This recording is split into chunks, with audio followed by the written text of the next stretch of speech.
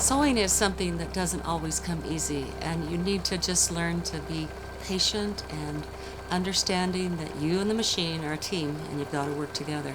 That took me a while to find that out. I've always been kind of a thinker, and I like to tell people how to do things better. Sorry, that's just me. I'm always saying, why don't you do this, or why don't you do that? And so it causes me to try to make things that are better or do things that are better. And the sewing has really helped me find ways to make things prettier, better, less expensive. Hi, I'm Grandma Karen. I'm called Grandma Karen because I have 40 grandchildren, 7 children, and I was kind of the first one to make a fin-fun mermaid tail.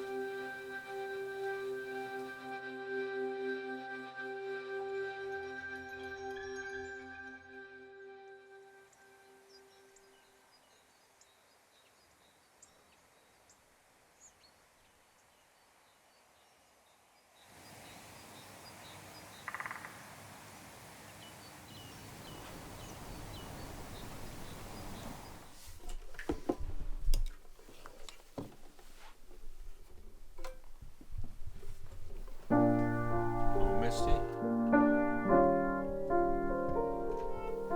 How about Laura? It's in the key of C. That's easier.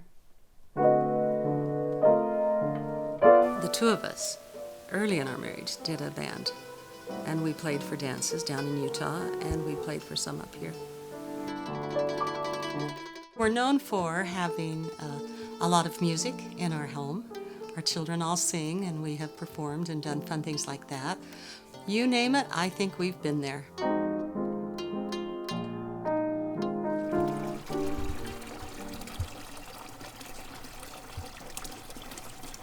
Ever since I was reasonably young, after we got married, at least, I felt like we ought to be involved in something other than my employment. But I always felt like there was something else out there that we could do that would increase our living, make it a little better than it was. And a lot of things didn't work out. I mean, we were involved in lots of different businesses, you know. Most of them were profitable, but very small profits. But she went along with me pretty well in most things. Some things she didn't. Oh my, new businesses, they're fun. They think they're going to be wonderful. Jerry he's really hard to believe how much of a dreamer he is. He just loves that. To give you an idea of the kind of businesses we were involved in, she sold lingerie. And sometimes I go, what are you talking about? Vinyl fanny packs for Boy Scouts. Choke cherry syrup. I didn't want to do choke cherry syrup because I know how much work there is, but we did it. I got involved in trying to sell medical equipment. It didn't sell very well to the doctors.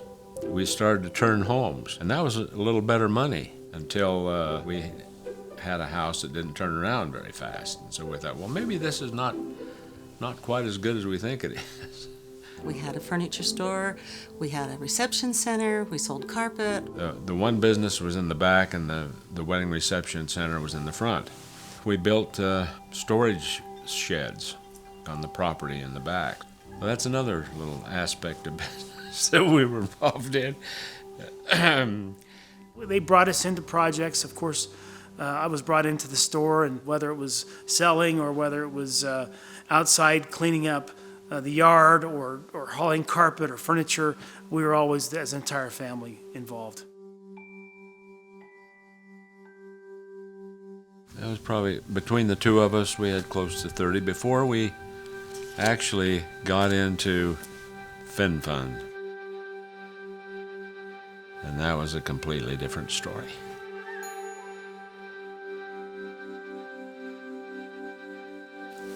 This is the tail that started it all. This is Emily in her little green tail. That's it, right there. I grew up loving mermaids so much. You know, in the past I had mermaid tails my mom had made for me that were just out of just regular fabric and put a little cardboard piece in the bottom, and I would just wear that all the time. And I wish that I could swim in it, but of course can't because it would ruin it.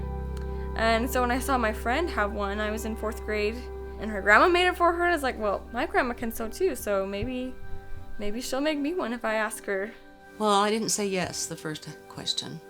I didn't say yes the second question. But I did say yes the third time when she said, look, Grandma, I have this idea. Let me show you what I'm thinking. And I went, oh, I can make that. Sure. I wore that thing out. Like, I would just wear it in the house all the time. And it was remarkably simple. Nothing like we make today. It was just a remarkably simple little tale for little girls. But it answered that want. I want to be a mermaid. All the other mermaid tales were in the hundreds of dollars because they were silicone and hard, and you couldn't do that with little girls. So this just kind of opened up a new era for mermaid tales. There were probably others, but we were probably among the first. At first, I would swim in the shallow end because I wasn't comfortable swimming in the deep end yet, and so I was around a lot of little kids, like 5-year-olds, 6-year-olds, and they would just follow me around everywhere. They're like, "Are you a real mermaid?" And like all these things, and it just made me feel so cool. Like these kids were following me around, and they loved it just as much as I did, and they wanted one. And Her mother was one who was really for this too. She said, I think this would make a good business. And that really clicked with me, because I'm kind of business oriented, as you could tell. And so I thought, this could be. Well, Grandpa wanted to do it first. He just thought this was the greatest thing on the earth. But he wasn't sewing them. He wasn't cutting them out. He wasn't picking out the fabric. I was, and I was tired. What shall we say? She wasn't crazy about it. I'd been doing draperies. I'd been doing reception centers. I just was tired and thought, I don't want to do this anymore. And I was trying to figure out some way to convince her that maybe this was really what we've been looking for all these years. And finally she thought, well, I'll make a few and test them. I really was fighting. I didn't want to do it. But when I took it to these 2 shows, the little girls would walk by like this, and all of a sudden they would just turn and grab their mom and drag her over. Mom, this is wonderful, wonderful. That was really what convinced me when I saw little girls go, I want one. I knew it would work.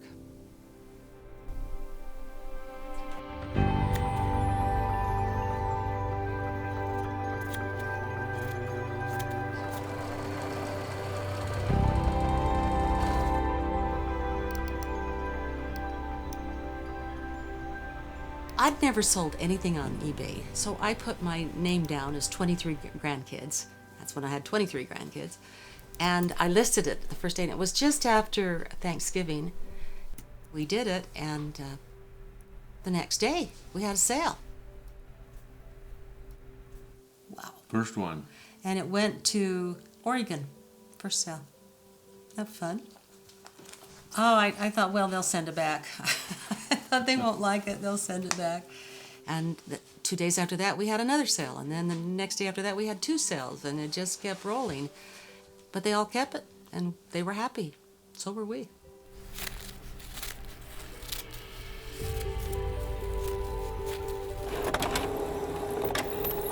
No, I never dreamt that it would be this big.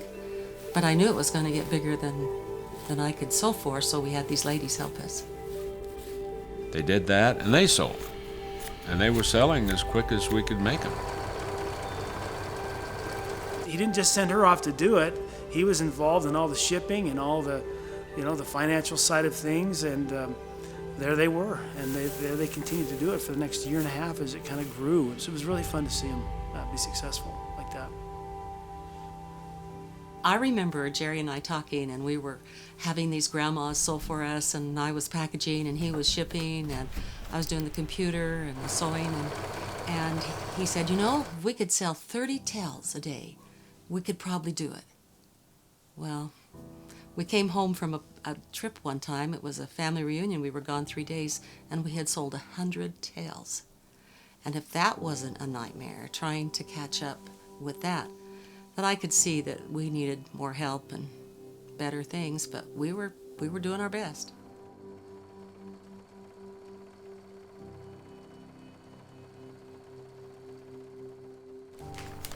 She thought up the names of these, and I thought they were pretty good names, actually. Black Lagoon, Mediterranean peppermint. Sea. Yeah, color. We had silver tiger, purple tiger, goldfish tiger, and fuchsia tiger. We had a lot of tigers.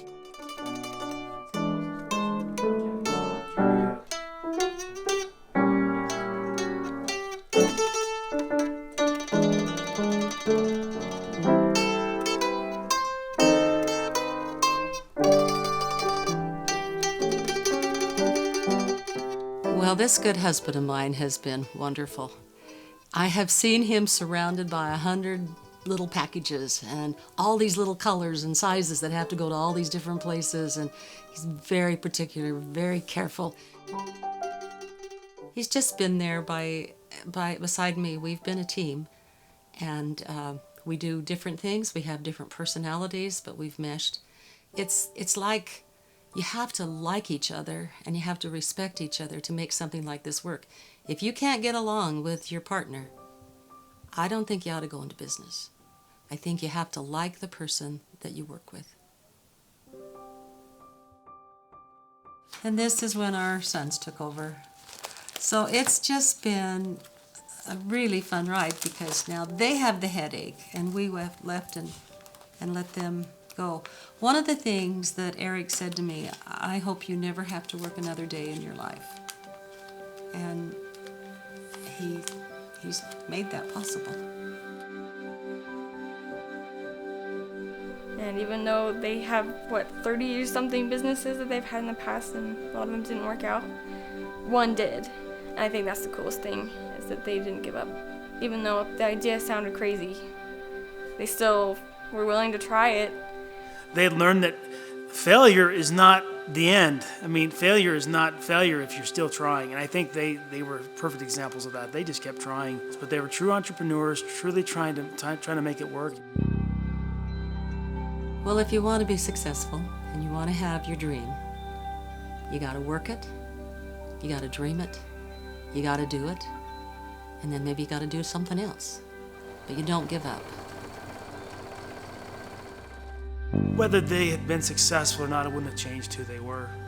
You know, this has just allowed them to have more opportunities to give to others, which they've always wanted to do. And so that means a lot, knowing that their heart is there for the right reasons. My mom's tenacity, she will find any way, she will find it. And my dad's consistency, I think those two came together and made it go. It went places I never dreamt it would go. They were able to design their own fabrics. They were able to come up with a monofin. So where we really want to go from here is we're going to continue to make the best products that we can. In addition to that, one thing I know for sure is that we as FinFun are going to do all we can to help children be able to continue to dream.